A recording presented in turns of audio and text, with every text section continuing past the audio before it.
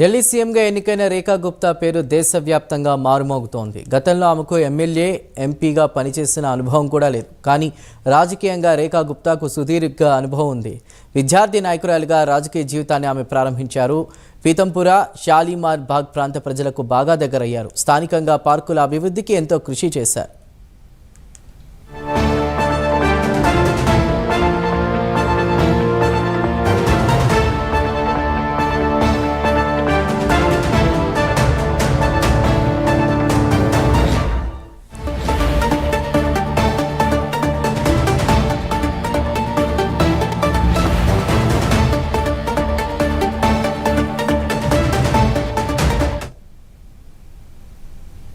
సామాజిక సేవా కార్యక్రమాల్లోనూ పాల్గొన్నారు రేఖా గుప్తా.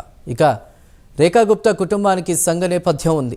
ఈ క్రమంలోనే విద్యార్థి దశ నుంచే ఏబీవీపీలో చురుకుగా పనిచేసేవారు. ఆ తర్వాత రేఖా గుప్తా బీజేపీలో చేరారు. పీతంపుర కౌన్సిలర్గా, షాలిమార్ బాగ్ బి నుంచి కార్పొరేటర్గా పనిచేశారు. ఢిల్లీలో పార్టీ వాయిస్ను గట్టిగా వినిపించే నేతగా పేరు గడించారు.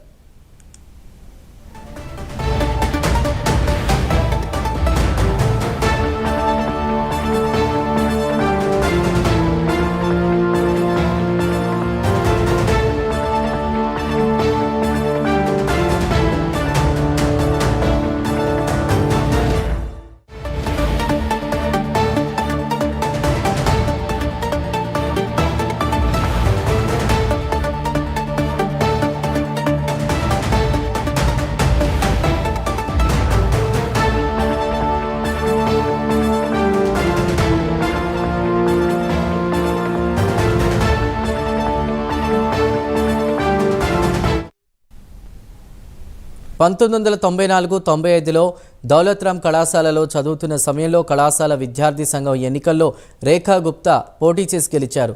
కార్యదర్శిగా పదవి చేపట్టారు. 1995-96లో ఢిల్లీ వర్సిటీ విద్యార్థి సంఘం ఎన్నికల్లోనూ కార్యదర్శిగా ఎన్నికయ్యారు. 1996-97లో అదే వర్సిటీలో అధ్యక్ష స్థానానికి పోటీ చేసి గెలిచారు. విద్యాభ్యాసం పూర్తయిన తర్వాత ఆమె బీజేపీలో చేరారు.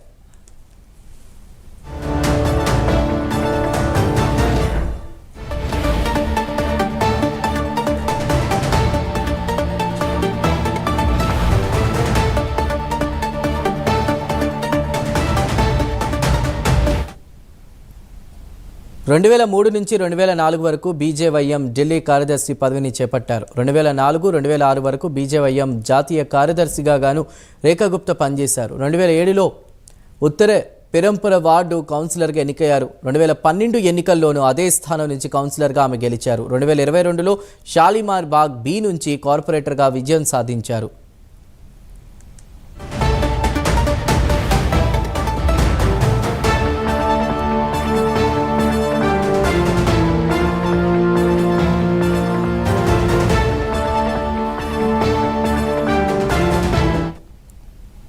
షాలిమార్ బాగ్ శాసనసభ నియోజకవర్గం నుండి 2015-2020 ఎన్నికల్లో బీజేపీ అభ్యర్థిగా పోటీ చేసి సమీప ప్రత్యర్థి ఆప్ నేత వందనా కుమారి చేతిలో ఆమె ఓటమి పాలయ్యారు. అయితే ఈసారి మాత్రం రేఖా గుప్తా రఫాడించారు. అదే స్థానం నుంచి వందనా కుమారిని 29,000కు పైగా ఓట్ల తేడాతో ఓడించారు.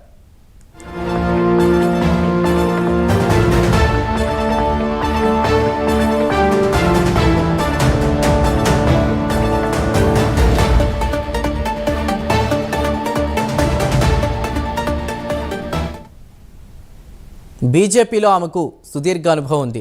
పార్టీలో అనేక పదవులను చేపట్టారు. బీజేపీ ఢిల్లీ శాఖ ప్రధాన కార్యదర్శిగాను పనిచేశారు. ఇక పదవులతో సంబంధం లేకుండా ప్రజల్లో ఉంటూ మంచి పేరు సంపాదించుకున్నారు ఆమె.